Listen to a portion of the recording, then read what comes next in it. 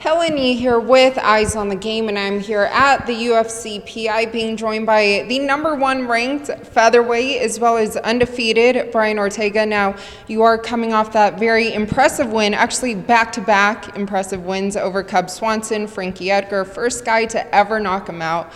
First off, though, before I get to your huge fight coming up, did you take that trip to Bali? Because we kind of talked about that before with your birthday. I did not.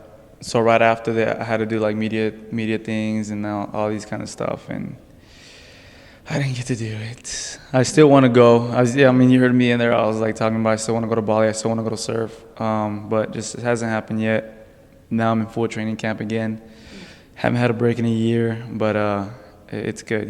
Hopefully after this fight, win or lose, I'm going to take a break. Yeah, it's been good momentum, though. And Speaking of the next fight, July 7th, UFC 226 here in Las Vegas. But it will also be almost your 4-year anniversary for fighting in the UFC and fighting for the title against Max Holloway. What does that mean to you? It's crazy. I actually just yesterday I had my 8-year anniversary as when I turned pro. And then this year I have my 4-year anniversary when I hit the UFC. So it's been honestly crazy because 2 of those years I was out, injury and suspension. So really it's only been 2 years that I've actually been active in fighting. So the amount of progress I've been able to do in 2 years is crazy, and I'm proud of it. Now, this will be your first 5-round fight here in the UFC. I know you fought 5 rounds before, but will you be doing anything differently in particular for this camp against Max, who is obviously likes to strike, but you've been a good striker despite, obviously everyone knowing your Brazilian Jiu-Jitsu skills? No, I feel the plan always stays the same. I always tell people, you pick your poison. If you want to stand up, we can stand up. If you want to go to the ground, we can go to the ground. I'm now at the point in my career where I feel comfortable with both, and I'm willing to do both. Yeah, and what about like sparring partners, training partners? Any differences going into this one? Just get taller guys. Yeah, the other guys were kind of a little bit shorter just because to emulate Frankie. Now I just got guys who are taller who emulate Max. And what do you think about Max's champion so far and being on a 12-fight win streak with his last loss coming against Conor McGregor in 2013? No, I feel like he's been doing a great job, especially coming back after the loss. Way to shut people up after a loss and winning 12 straight after and becoming a champ and beating Jose Aldo twice.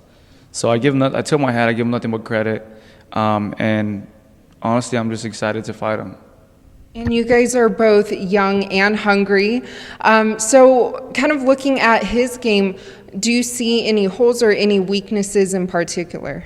I don't see too many holes in his game, but I just see opportunities to finish the fight.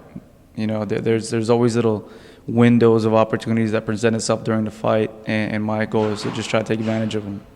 Yeah, and I know you spoke a bit earlier in the media scrum, but kind of, with UFC 223, it was kind of nerve-wracking in many ways where you weren't sure if Holloway was going to step up and fight Khabib, and then you said you agreed on the fight as well. So did that kind of make you nervous that you were going to be unsure when you would fight for the title? No, for sure, it raised questions. I thought, well, one thing, let this guy come in here and whatever the outcome is, let him not get hurt. If he does win, then does that mean he's going to come back or not? If he loses, he's going to be injured. And if he's injured, how long am I going to have to wait to fight him? Or how serious is going to be the injury? Is there going to be an interim fight? I just never knew. But all I knew is I'm guaranteed a title shot at featherweight. So that helped me just kind of rest easy because it was like, you got a shot no matter what. Relax. And when you did agree to the fight, how much weight did you have to cut? I would have to cut about 20 pounds. You said that, you have a lot of goals for yourself, and by August, is it August 2019? Hopefully by next summer, if all goes well, I'll check these couple of fights off with people that I want to fight. And would one of them involve stepping up in weight to 155? No comment. I plead the fifth. And lastly, I know you also posts on your social media about your foundation, but you're still waiting on a few things. Can you let your fans know, kind of the updates on it? Because I know Robert Downey Jr. has been very vocal about it as well. No, he's been helping me out a lot, and especially in bringing me to the Infinity War premiere to check it out and just be amongst all those stars over there in Hollywood. But for the foundation, it takes a while for it to clear through the state. People think when you make a foundation, you make the foundation and you start helping people off the bat, which that's what I thought.